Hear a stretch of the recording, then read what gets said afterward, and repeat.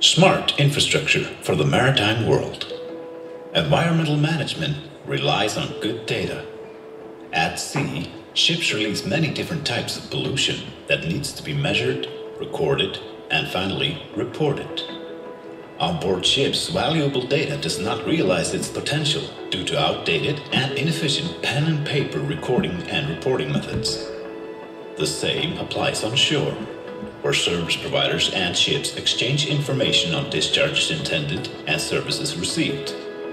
This information is exchanged in print, rendering the data practically useless. Data laying around in inaccessible formats benefits no one.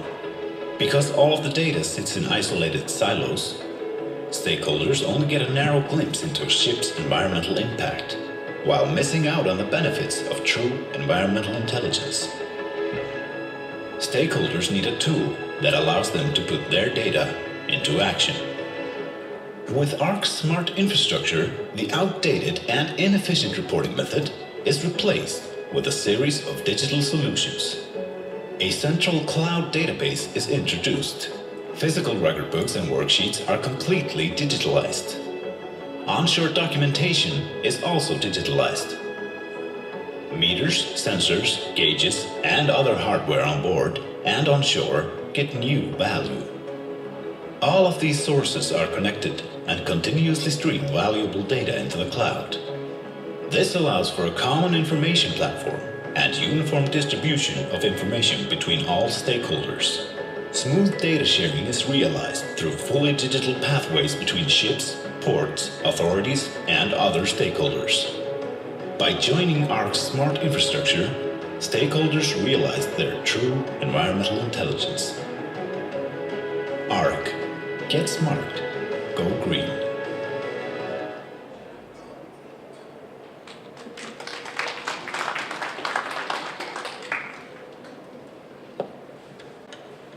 So before I turn it to the audience, maybe I have a few questions. So maybe one first for you, Tristan. So you mentioned that liquid natural gas could only be the solution in the maybe 10 to 20 years to come for the shipping industry.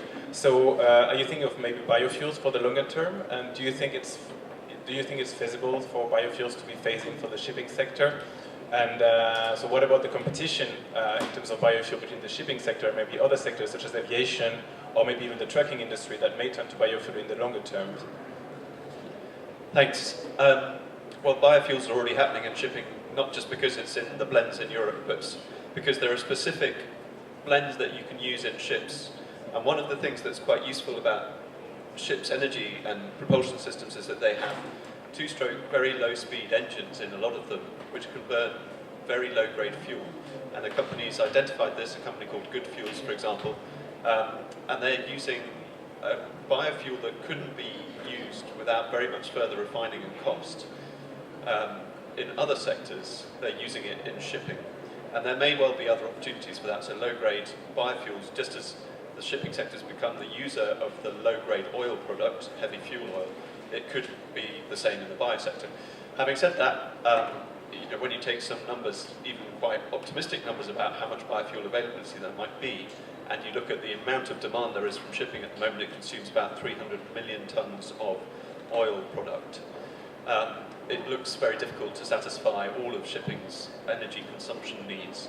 And so that's where the role of wind and, in potential cases, synthetic fuels, and we've been looking quite a lot at the role of hydrogen and ammonia as synthetic fuels that could be manufactured and used in the shipping sector in order to ensure that it can continue to operate in a low-carbon society.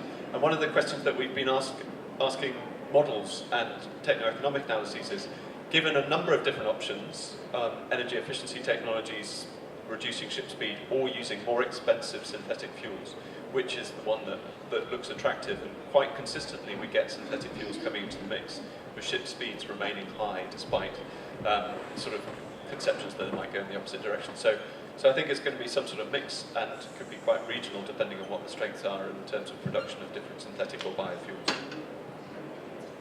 Thank you very much.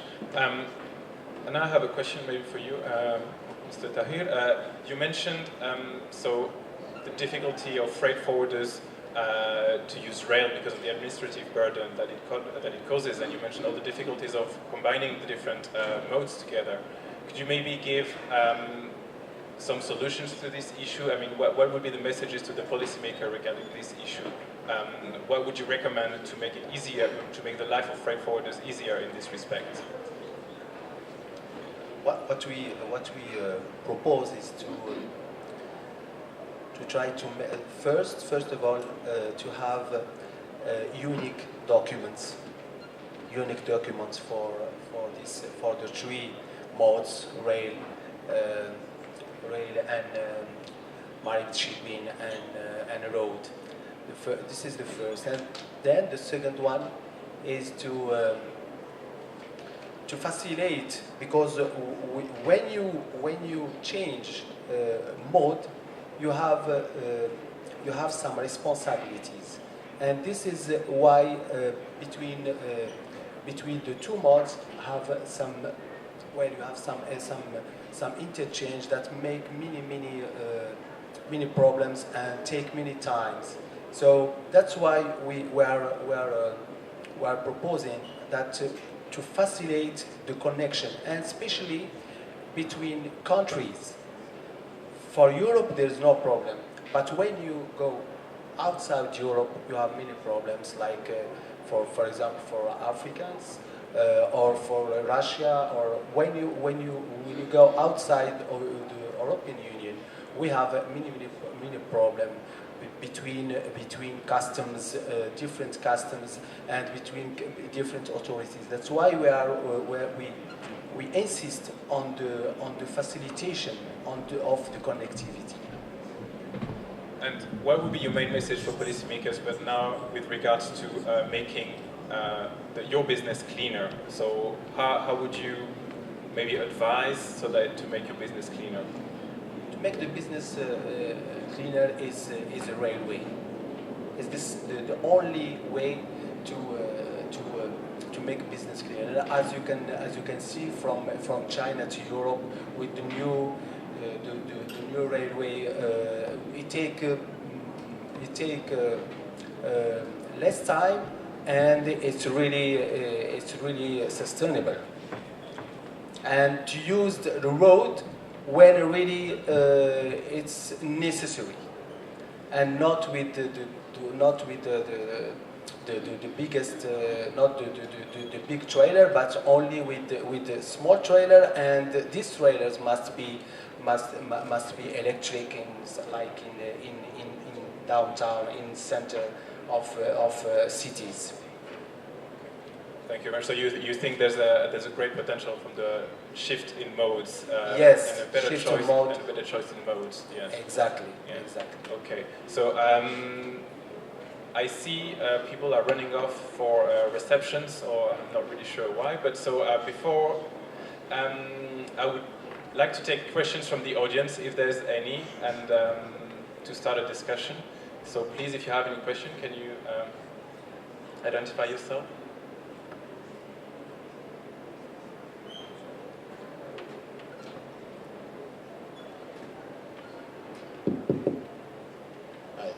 Jeff Sachs. I just wanted to make a statement about all of these wonderful presentations, the last panel and this one.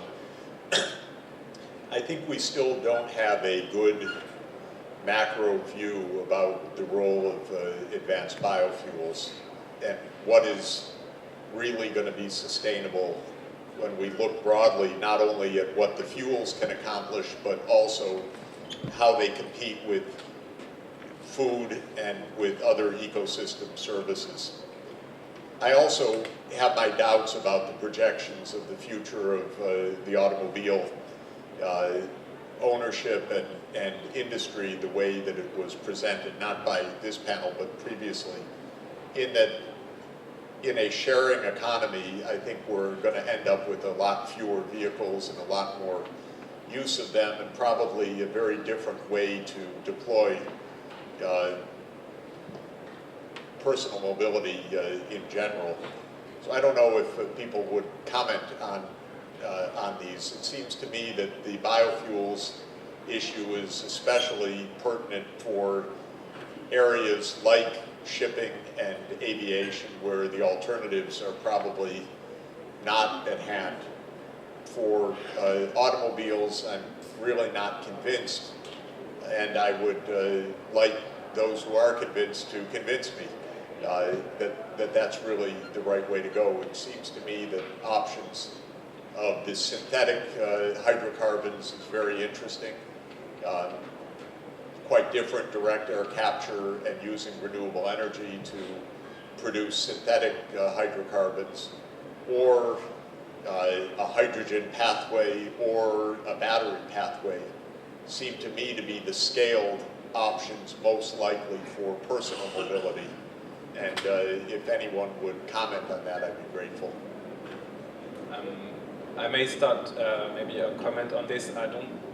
I'm not sure you'll find someone who disagrees with you on this panel with respect to the splitting of biofuels for maybe maritime and aviation, and then the use of other alternative fuels such as electricity for road transport. So it's unfortunate that Sudhir could not be with us today, because he would have talked a lot about this issue of the urban freight and what are the solutions to decarbonize urban freight. And I think he would have argued that it's actually a very easy sector to decarbonize, just because exactly you can have these electric deliveries in cities. And so we couldn't talk about this today, but I think I would agree with you. I don't know if someone else would like to comment. Yeah, I guess, I mean, I feel really sorry for the ship owners at the moment who are trying to order ships and decide what specifications to make them, given what you've just said, because I agree, it's difficult to say, should the biofuels go to shipping or should they go to the road sector, and if they do go one way, then what does that mean for the other guys? And I guess, you know, people buying fleets of cars have the same headache, what technology do they choose?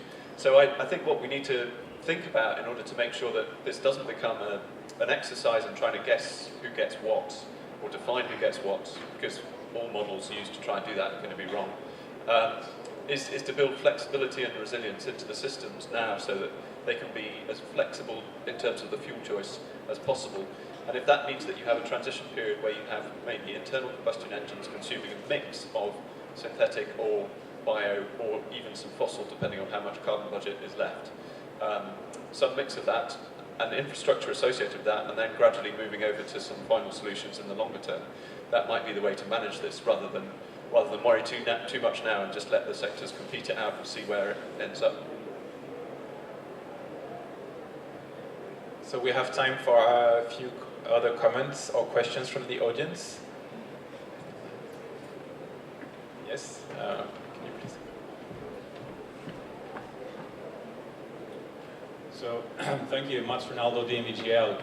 I just wanted to follow up on the discussion that you just had about the sustainability of biofuels and the possibility of shipping to utilize that. And I was wondering, had there been any discussions about utilizing nuclear power for shipping as an alternative to the option of biofuels and the difficulties that brings with food and other resources? So is that something that you see, or could you comment on that? Thanks.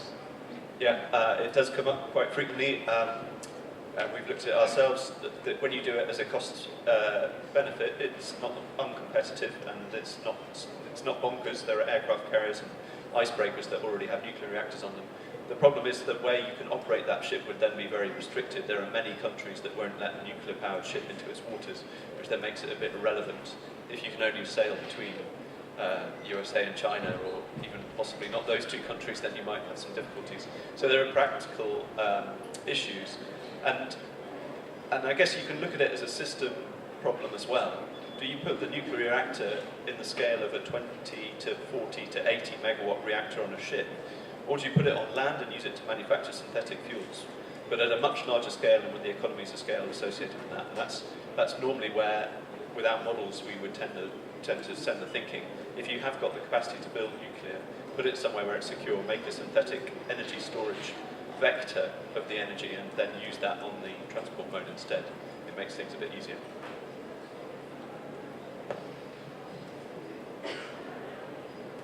Do we have another question or comment from the audience? Okay, I think it's running pretty late for everyone, apparently. So I would like to thank you for having stayed that late tonight. Apparently it is really late. So, please join me in thanking the speakers that we had tonight for the presentations and for the introductions of the solutions they had for greening freight. Thank you very much.